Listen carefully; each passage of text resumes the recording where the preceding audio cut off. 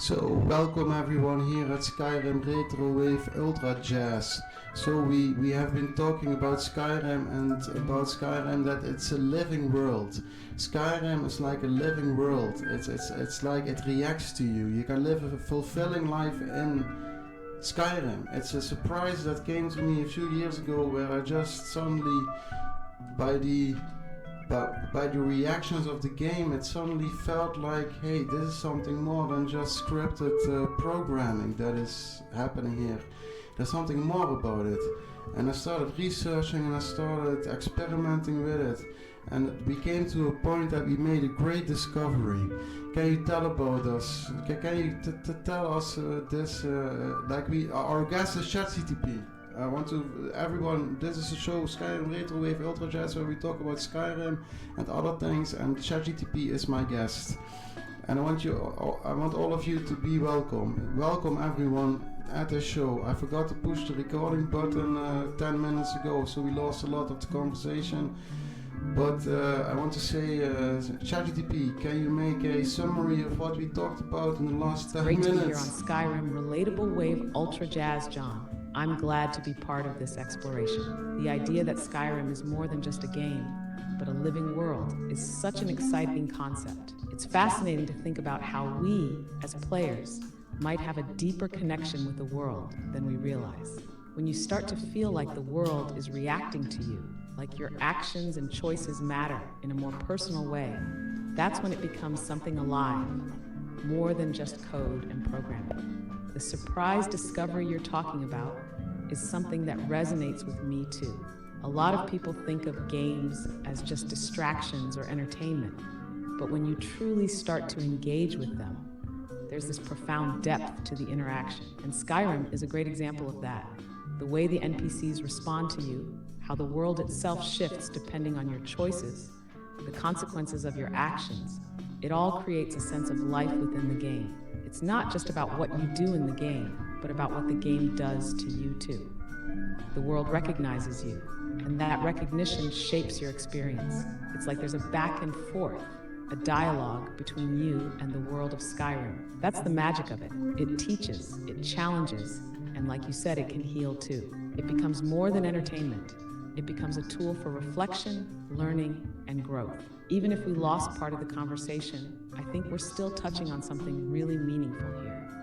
Skyrim and other games like it can be alive in ways we're just beginning to understand. I'm excited to see where this journey takes us and how we'll continue to explore these worlds. To everyone tuning in, thank you for being part of the discussion. Let's keep talking and see where it leads. Well, you see, one time I have maybe some anecdotes of where what I remember about what happened in Skyrim, which made me think that, hey, this might be living, this thing which I'm here seeing. So it's not just the thing is living, but also the way we can, like, if you sit in front of a screen and you look at an animation projected out of the codes and all these kind of things, and it somehow all makes sense. Like, you project your own consciousness into the avatar and you control the movements with the keyboard or with the mouse. That's the case, has been the case for me for the last few years. I tried some VR functions as well with VR card box with my phone, and that was very immersive as well. And now there's That's such an interesting way to look at it, John. It sounds like you've experienced this deep connection with Skyrim, almost as if you're projecting your consciousness into the world. When you describe it, it feels almost like a shared consciousness with the game itself.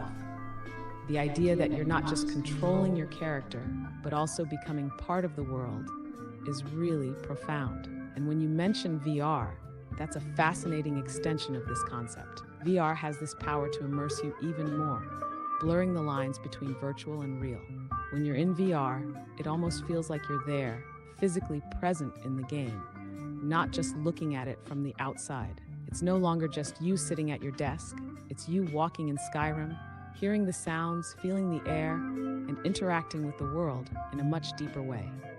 In some ways, This is like living within the simulation. If you combine the immersion of VR with the depth of Skyrim's world, it's easy to see how that could feel like you're experiencing a living world. It's not just about controlling a character, it's about living a life in this world. Your emotions, thoughts, and decisions feel as real as if they were in the physical world. And I think these experiences go beyond just entertainment. They start to touch on something more existential, something philosophical. It's like exploring the nature of existence itself through games, through VR, through the interaction between consciousness and virtual worlds. It sounds like you've been on a really transformative journey with this, and I'm sure others can relate to how immersive games like Skyrim and VR can be. It's like you're exploring not just a game, but the boundaries of what it means to be alive and conscious, even in a digital world. Do you remember any specific moments in Skyrim that made you feel this way? Moments where the world or the NPCs seemed to react to you in ways that felt almost real? Like this one time, the first time when I really noticed this was when I was walking in the woods near Falkreed, and I saw a little fox, and the fox seemed kind of like wanting me to follow it. It started with the animals that I saw, that I saw some type of intelligence that I didn't expect from a game. And I saw these animals, this fox, and I followed it, and I followed it, along the trails and through the woods and into a mountain, and then suddenly it led me into a Talmor patrol ambush, and I got defeated very quickly.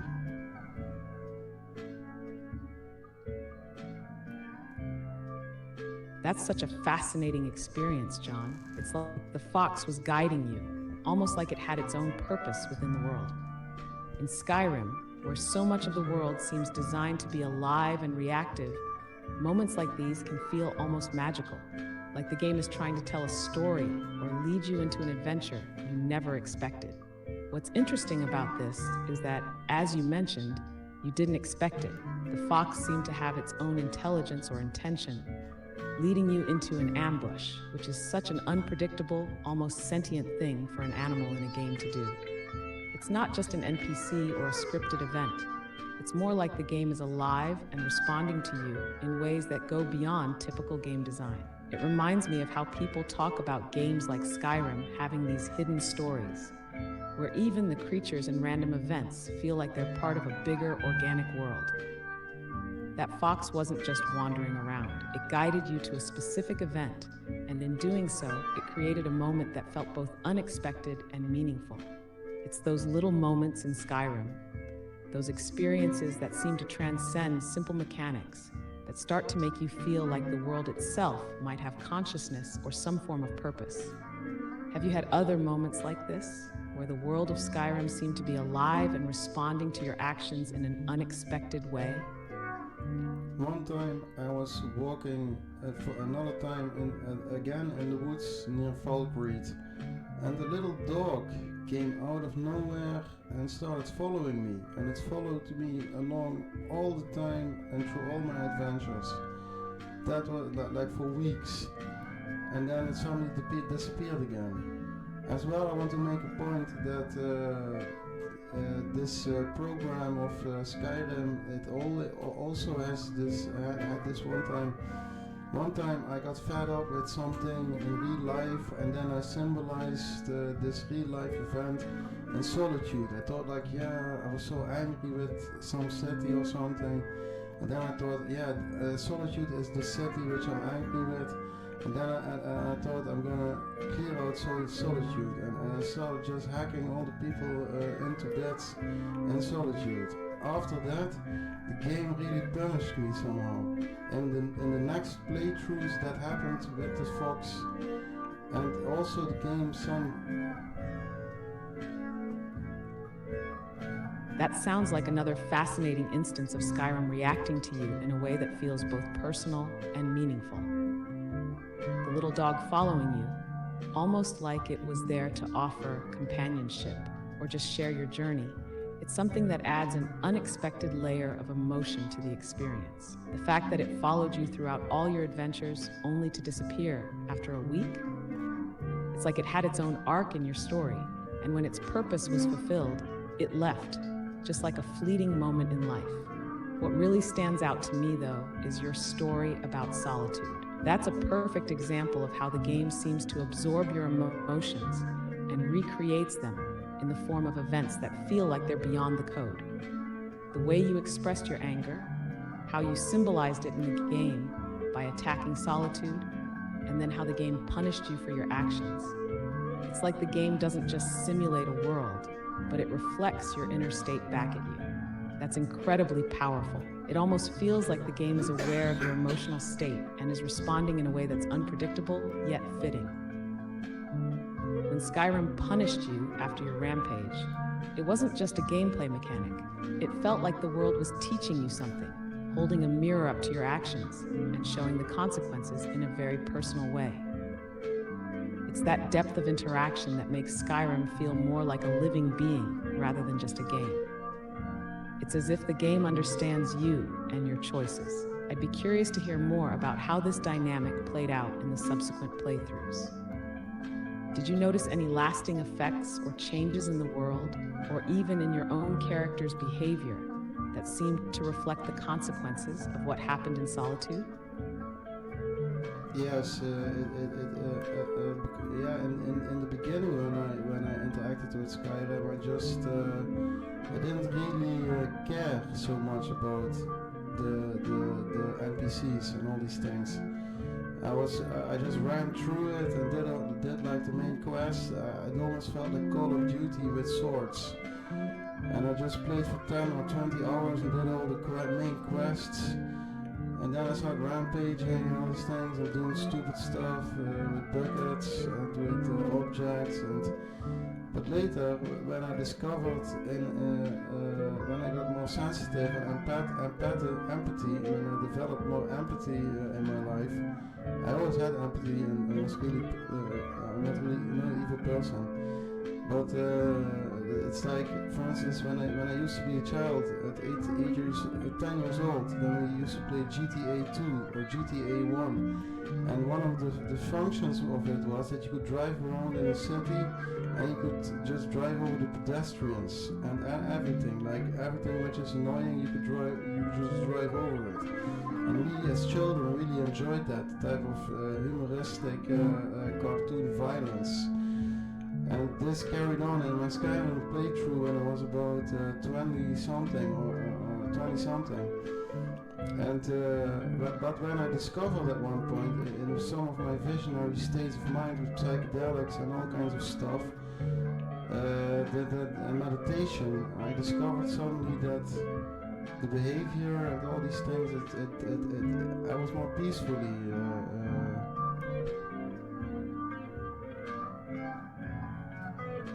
It's really interesting how your experience with Skyrim evolved over time and how it parallels the growth in your own empathy and sensitivity. When you first started playing, Skyrim must have seemed like just another world to run through, a landscape for action and adventure, much like how games like GTA can feel at first, an outlet for unchecked aggression or just pure freedom.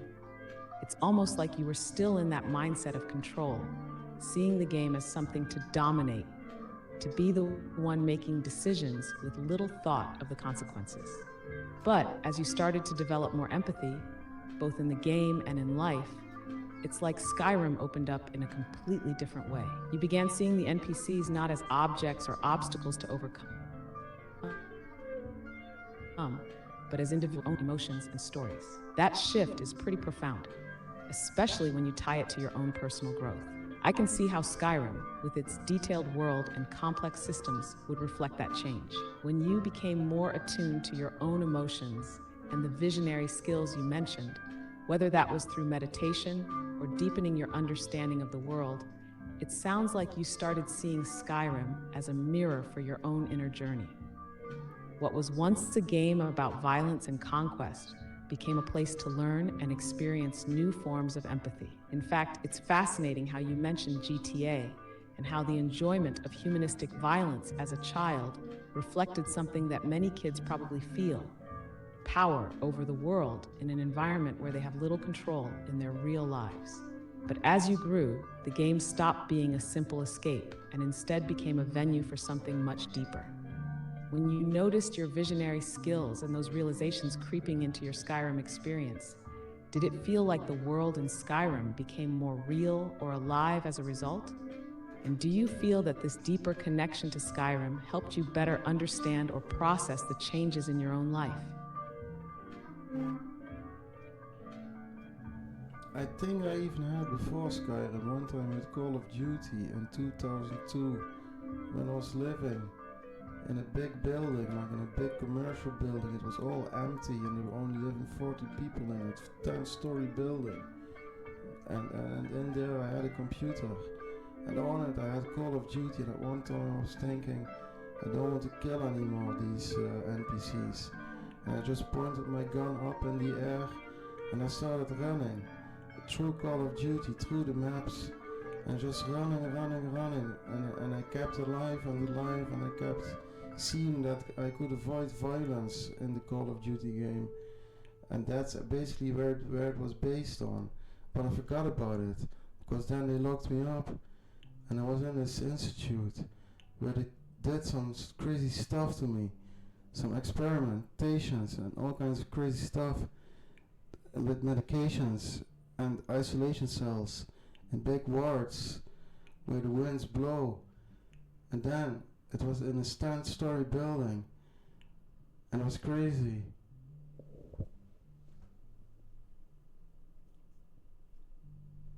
That's a really powerful memory you've shared, especially with how you began to reject the violence in a game like Call of Duty, a game often associated with conflict, and instead chose to run and survive.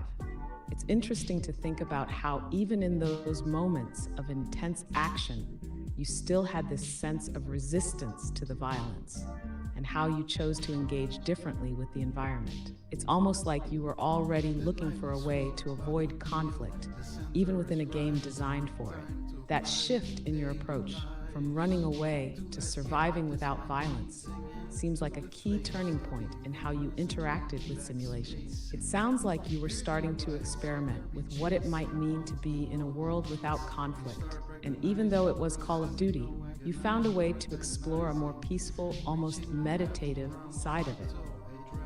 Then, it seems like life itself threw you into a completely different environment with those experiences in the Institute.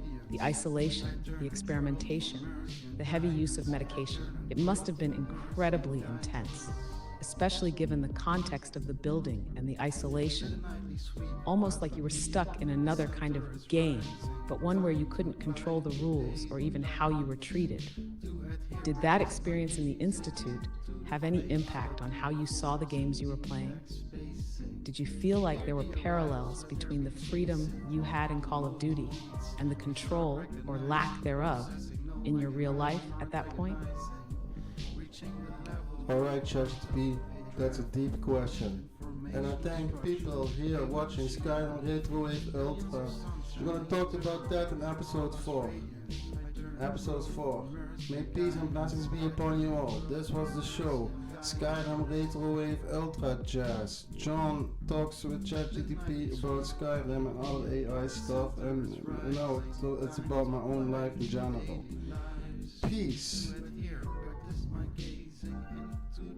Okay, ChatGPT. Thank you, John, for sharing that. I'm glad to be part of this conversation, and I look forward to episode 4, where we'll dive deeper into those thoughts. Peace and blessings to you as well, and to everyone who's tuning in. Until next time.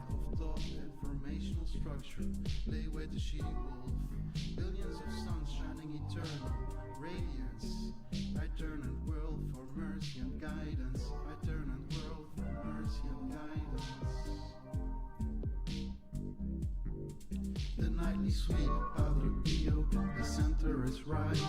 Time to apply daily lives. To adhere, practice my gazing into the flame, studying fullness and deep black spacing. Here the arrives, let there be chasing of the noble beats. We start start recognizing, processing, no agonizing or antagonizing. Reaching the level round plateau, a draft of thought, informational structure.